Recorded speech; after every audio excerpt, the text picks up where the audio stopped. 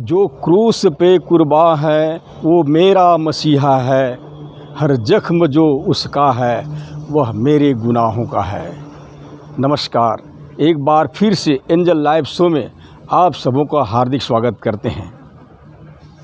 जी हाँ मेरे प्रिय भाई बहनों, यीशु मसीह का मृत्यु सारे विश्व में विदित है, हर कोई जानता है। और यीशु मसीह का दुख भोग मृत्यु मानव जीवन में सबसे पहला ऐतिहासिक और हृदय विदारक सच्ची घटना है। प्रियो, यीशु मसीह एक ऐसा मसीहा है जो हर एक मनुष्य के पापों के भार को अपने ऊपर उठा लिया। वह एक ऐसा मसीहा है जो जगत के तमाम पापों को अपने ऊपर उठा लिया। पवित्र बाइबल का वचन हमें बताती है कि देखो, यह परमेश्वर का मेमना है जो जगत के पाप उठा ले जाता है। जी हाँ मेरे प्रिय भाई बहनों, आज जानना होगा हमारे पापों के भार को उठाने वाला कोई शख्स है तो वो है प्रभु यीशु मसीह। प्रियो, यह जानना होगा कि यीशु मसीह हमारी पापों के लिए क्यों मर गया। पवित्र बाइबल के वचन के अनुसार हमें यह पता चलता है कि जब हम पाप के दशा में थे, पवित्र बाइबल इस बात को स्पष्ट करती है कि सबने पाप किया और परमेश्वर की महिमा से रहित है। प्रियो, जब परमेश्वर ने देखा कि मानव अपने पाप के कारण आत्मिक रीति से नाश हो रहे हैं, तभी उसने एक योजना बनाया और अपने वचन को उसने मसीह के रूप में अवतरित किया। यानी कि प्रभु यीशु मसीह के रूप में देह धारण किया। जी हाँ मेरे प्रिय भाई बहनों, हमारे पापों की छुड़ौती के लिए, हमारे पापों के प्रायश्चित के लिए और कोई बलिदान नहीं था। इसलिए परमेश्वर ने इस वैकल्पिक योजना को उसने इस तरह से बनाया और उसने हम पर तरस खाया। जब हम निर्बल ही थे, जब हम पापी ही थे, तभी उसने अपना एकलौता पुत्र प्रभु यीशु को तमाम मानवों के लिए दे दिया। और जैसे लिखा है, क्योंकि जब हम निर्बल ही थे तो मसीह ठीक समय पर भक्तिहीनों के लिए मरा। किसी धर्मी जन के लिए कोई मरे यह तो दुर्लभ है, परंतु हो सकता है किसी भले मनुष्य के लिए कोई मरने का भी साहस करे। परंतु परमेश्वर हम पर अपने प्रेम की भलाई इस रीति से प्रकट किया कि जब हम पापी ही थे तभी मसीह हमारे लिए मरा। रोमियो की पत्री 5 अध्याय वचन 6 से 8 तक।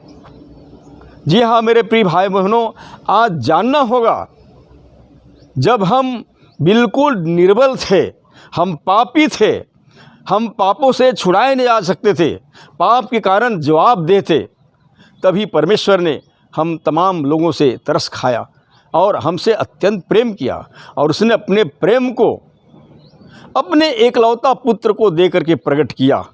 बाइबल हमें स्पष्ट बताती है कि जब हम निर्बल ही थे तभी परमेश्वर ने अपने प्रेम की भलाई को इस रीति प्रकट करता है कि जब हम पापी ही थे तभी उसका पुत्र मसीह हमारे लिए मरा। और जिस तरह से लिखा है,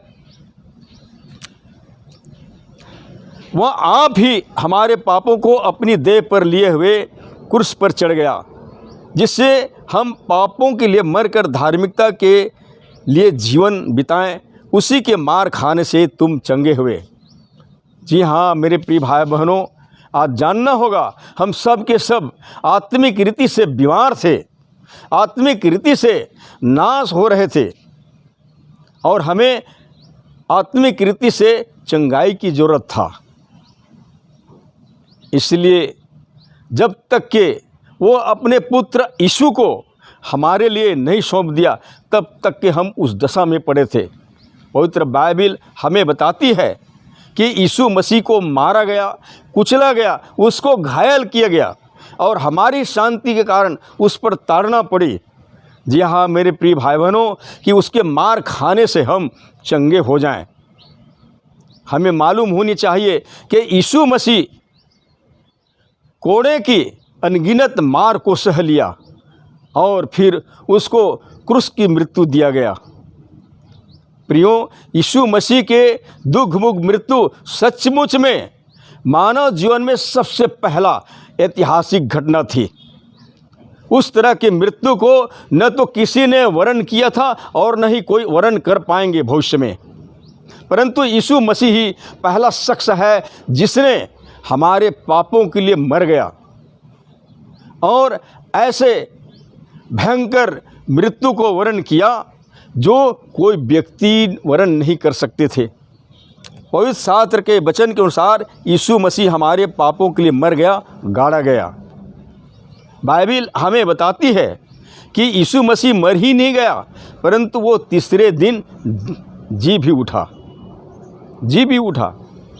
ये पवित्र शास्त्र का वचन हमें बताती है यीशु मसीह ही वो पहला शख्स है जिसने जगत के तमाम पापों के लिए मर गया और मर ही नहीं गया, परंतु वो मुर्दों में से तीसरे दिन जी भी उठा। ये सबसे बड़े हमारे लिए आनंद का समाचार है, खुशखबरी है, दुनिया का सबसे बड़ा समाचार है। और जैसे प्रभु यीशु मसीह ने आज्ञा में ये बताया गया कि स्वर्ग और पृथ्वी का सारा अधिकार मुझे दिया गया है, इसलिए तुम सारे जगत के लोगों को सुसमाचार प्रचार करो और उन्हें पिता पुत्र पवित्र आत्मा के नाम से बपतिस्मा दो और उन्हें जो बातें मैंने तुमसे कही है मानना सिखाओ। प्रियो, आज लोगों को बताना होगा कि यीशु मसीह मेरे पाप के लिए मर गया, गाड़ा गया और मुर्दा में से तीसरे दिन जी भी उठा। और यही एकमात्र खुशखबरी है, सुसमाचार है जो हर एक लोगों के लिए अनंत जीवन के लिए एक जीवित आशा है। सो मेरे प्रिय भाई बहनों, उसके सुसमाचार को लोगों को बताएं ताकि सुसमाचार की आज्ञाओं को मानकर लोग अनंत जीवन को प्राप्त कर सके।